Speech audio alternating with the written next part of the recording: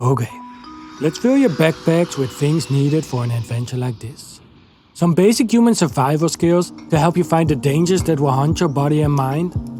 Your emotion to get you hopeful and excited to fulfill this philosophical journey and to imagine why it gives joy to know where life comes from. Don't get too excited though. When something is hard to understand, you sometimes think it's boring. And then it is. But again, nobody said it was gonna be easy. Don't forget your senses, though we shall borrow most of the input from the descriptions other brave pioneers of science have found out about the universe. And last but not least, listen to the rational poetry of words, for you are able to consciously understand how we all came from nothing. First, nothing. And then, poof, something. Like our world and even all unseen worlds. Well, maybe it's time we start and fill in the blanks, cause it's quite a journey from nothing to now. Whatever nothing looks like. Well, you might think this is what nothing looks like, since pure darkness is the absence of all light. But it might just be a dark place which absorbs light, and then it's far from nothing. We have to get rid of the darkness too, in order to find complete nothingness. Let's get ourselves a bit smaller. This white place I'm in here does not exist. You can think of it as fake, but needed to see what is happening. There aren't any real things yet, just a single spot of darkness surrounded by nothing. There's a strong connection between going back in time and getting ourselves smaller, since the start of the universe happened at the smallest possible point in space and time. The only force around here is slowly pressing the darkness, keeping something from escaping the nothingness. Yes, I understand this means we still have some force around, but magnetic pressure was the force that kept nothing from becoming something. But at some point, the pressing reaches a limit. Like digging in Minecraft always hits a roadblock, pressure can't go on forever. The world we live in has a limit. That limit is freakishly tiny, like way smaller than our best scientific machines can see directly. And this part, where our machines or eyes can't see anymore, is where real nothingness lives. And when we get there, at the beginning of space-time, this happened to the first of our kind. This space-time singularity I like to call spot escapes the pressure and jumps as far as possible, which is about 0.32 centimeters within 0.16th part of a second, making a little plank. At the top of its jump, it gets magnetically pulled back to the point it escaped from. Or to add in Einstein's formula, a tiny spark called M ignited with the speed of light and instantly got pulled back, sharing its energy at the speed of light again. This is the first move that is repeating itself every Planck second in everything that surrounds us, giving us time, which is basically moving space. I'll get back to that later. Let's look at the first movement again, knowing this is the result of graviton's overdose. God moved itself. And since every spot ignited in complete nothingness, it not only energizes itself according to the famous formula that makes matter and energy the same thing, but it also ignites the spot next to it into more light, doubling the universe energy in Planck time. Every spot hits a neighbor, starting the exponential doubling of the universe. Look! This is how something overcomes nothing, heating the rapidly growing universe in less than a second. The first space was burning too small to see, but not for long.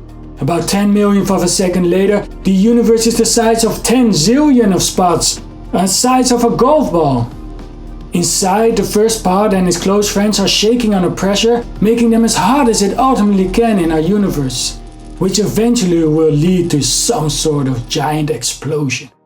But wait, I'm not saying we're on a computer, but like our friend Mario, these are the pixels of a superforce strong enough to make our world a reality.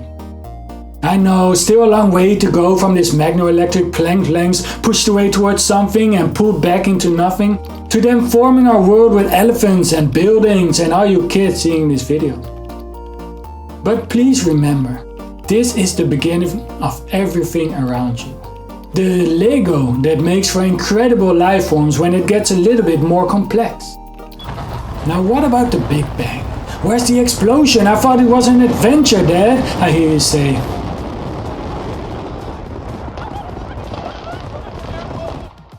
Again, the universe didn't start with a Big Bang. It started out just as one spot, doubling itself quickly in the surrounding nothing. When these spots are pulled together, since they are still magnetic, as is the world around us, they are still vibrating so fast that they need to get out, but they can't. A cloud of them escapes the attraction of the ball, and smoke means fire.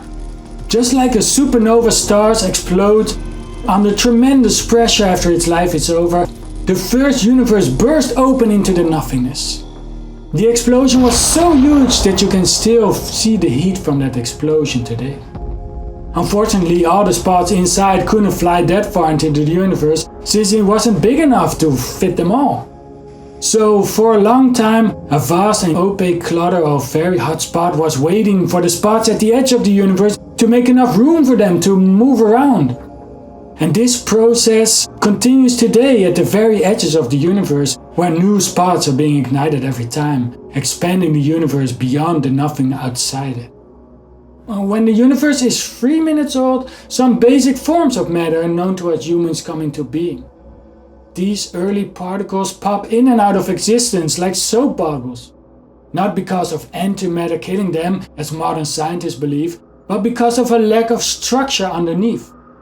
Since there was no stable underground of hydrogen yet, or even smaller particles, this process stops after about 17 minutes.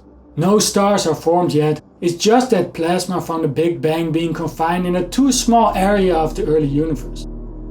It would take 380,000 years for the magnetic spots that are expanding the universe to make enough room for the boiling tsunami of energy to spread itself more smoothly around space. So finally, the dark ages of the universe, when it was so full of cosmic radiation that no light came out, ended. The magnetic soup had enough room to spread out and became a more transparent, cooled network of slowly moving spots.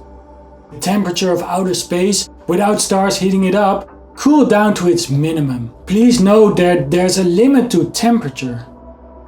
And at this freezing point, the strings of energy can finally start building our universe from the ground up, getting themselves in a state of fluidity, in which it is easier to form all sorts of water-like bonds.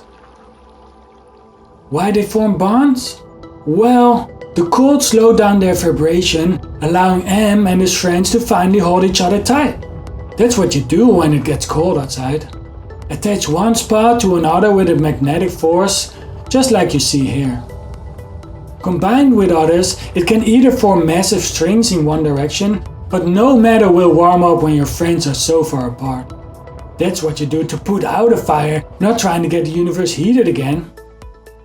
They needed a new strategy, or actually the universe did, and it did so by triangle and error. I know, bad pun. But yes, the universe of possibilities discovers to form triangles. First made out of a few spots stacked upon each other, connecting in the cutest little triangles you have ever seen. This happens all the time in nature, triangles of 2 hydrogen and 1 oxygen shaping the forms of water, 2 triangles forming 6. But why triangles? Well, the energy doesn't get lost, it goes triangular. And with triangles you can eventually build every possible 3-dimensional surface you want. From triangles to squares? No problem. From triangles to circles? Easy. And eventually to spheres, orbs. I love my balls. The more triangles used, the smoother the surface will get. This, my young friends, is the beginning of the stable existence that will rule us all. The balls of God. Oh, sorry, that came out wrong. These magno-electric balls have 3 advantages. First of all, energy can grow and be passed on to others, and they can stick together easily, just like soap bubbles last longer when they form bonds. Secondly, the outer layer of the ball shields the inside. This makes way for transformation inside the balls by having slightly different temperatures. and thus slightly different substances. Third but not least, the magnetic balls will transform into the two sides of nature we see today, just by dividing itself into a magnetic positive ball accompanied by an electric negative ball that dances around it in a circular motion.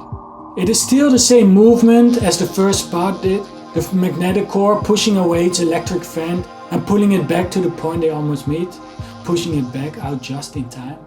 But now we have two balls instead of one spot dancing in a magno-electric field.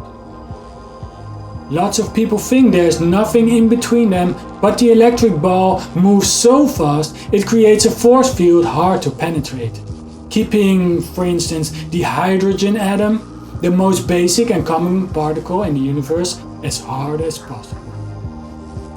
And this is where the video ends. We created something out of nothing.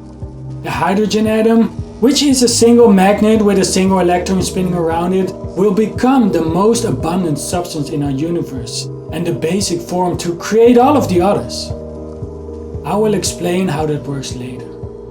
For now, all you need to know that this is the basic form of our reality, made possible by a very precise number of spots, all created in and out of nothing.